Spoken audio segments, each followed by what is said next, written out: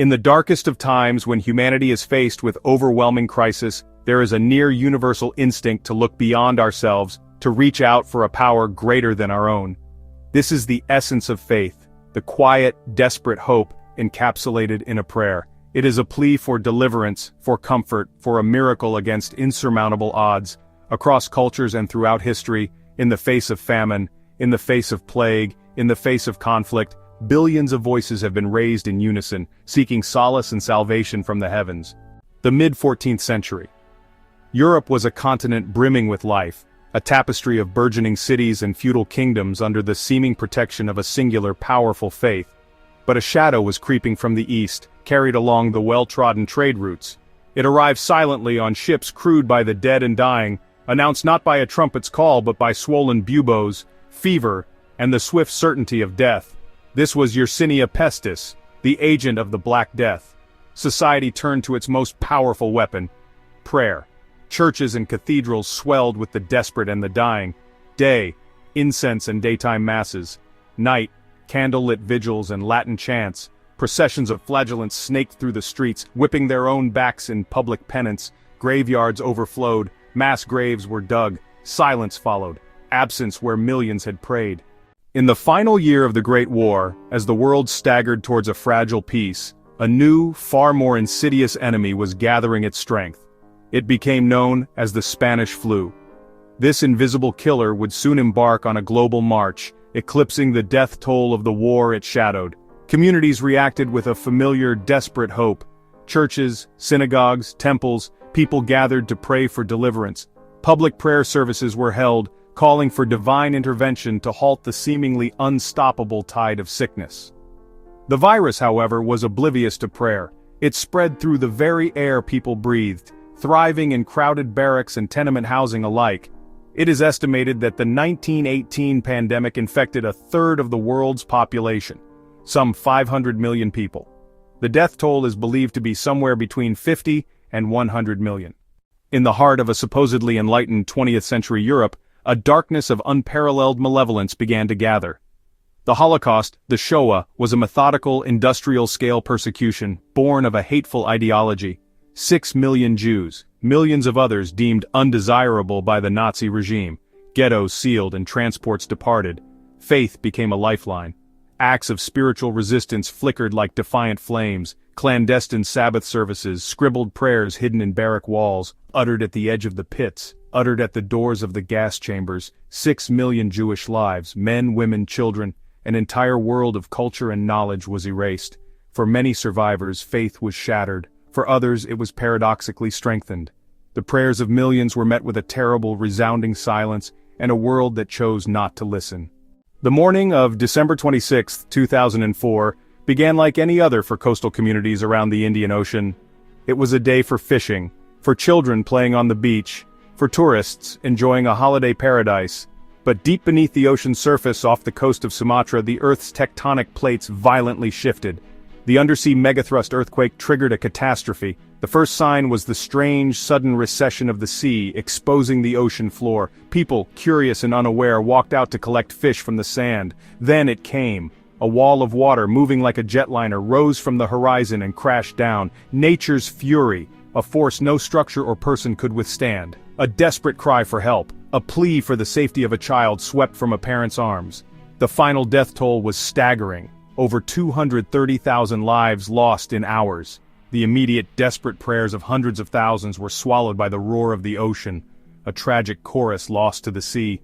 Between 1959 and 1961, the most populous nation on Earth was plunged into profound suffering, the Great Chinese Famine. This was largely the result of radical agricultural policies enacted during the Great Leap Forward. Farmers were ordered into communes, private plots abolished, experienced agricultural practices replaced with unproven theories, and the diversion of labor to backyard steel furnaces. Agricultural production collapsed. The state continued to requisition grain based on inflated reports, leaving rural populations with nothing. A man-made famine of unprecedented scale began to grip the countryside. In a nation where traditional folk religion and ancestor worship persisted, secret prayers were offered to old gods and ancestors. They prayed for rain, for a meager harvest, for an end to the gnawing hunger that drove people to eat tree bark, leaves, and soil. Historians estimate between 15 and 55 million people died. The quiet, desperate prayers of tens of millions were lost amidst state rhetoric and silence. It is a tragedy where salvation lay not in divine intervention, but in the simple wisdom of farmers whose knowledge was dismissed.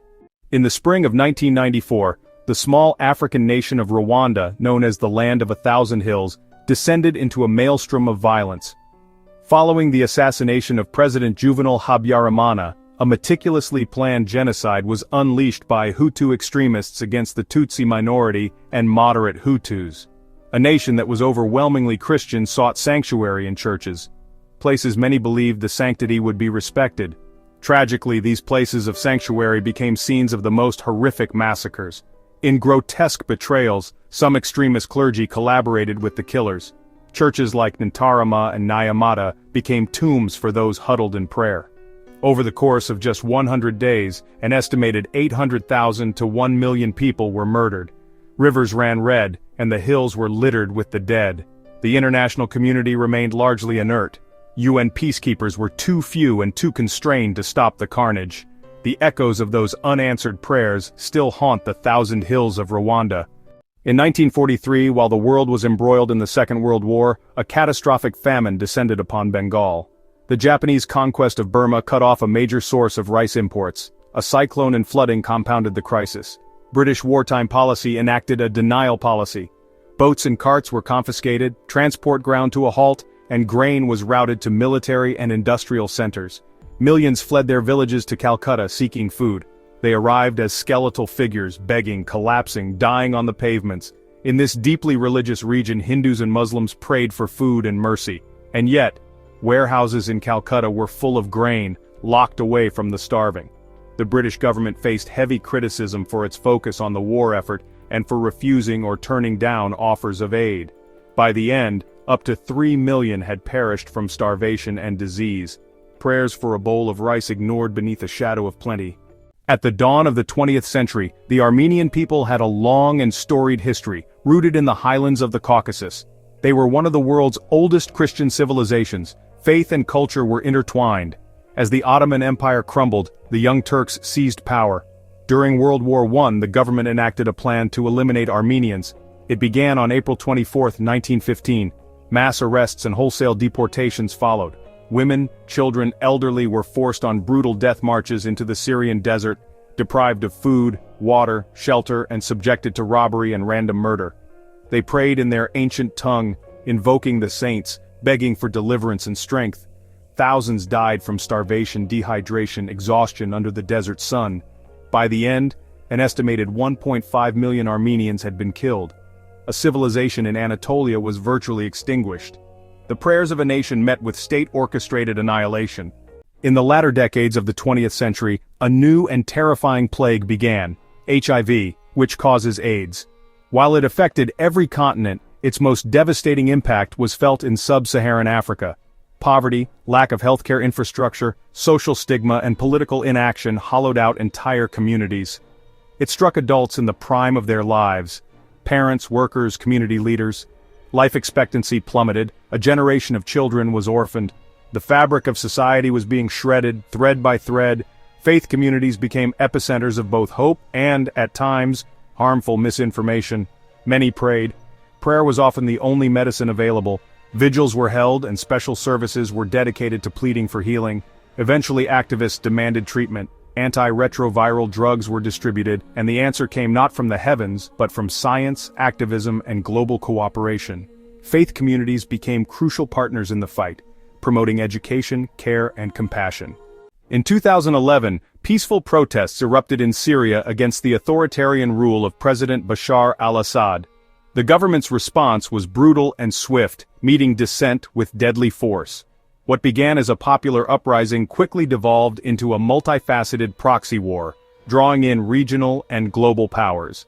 The conflict became a chaotic battlefield involving the Syrian army, irregular rebel groups, Islamist factions, and foreign forces.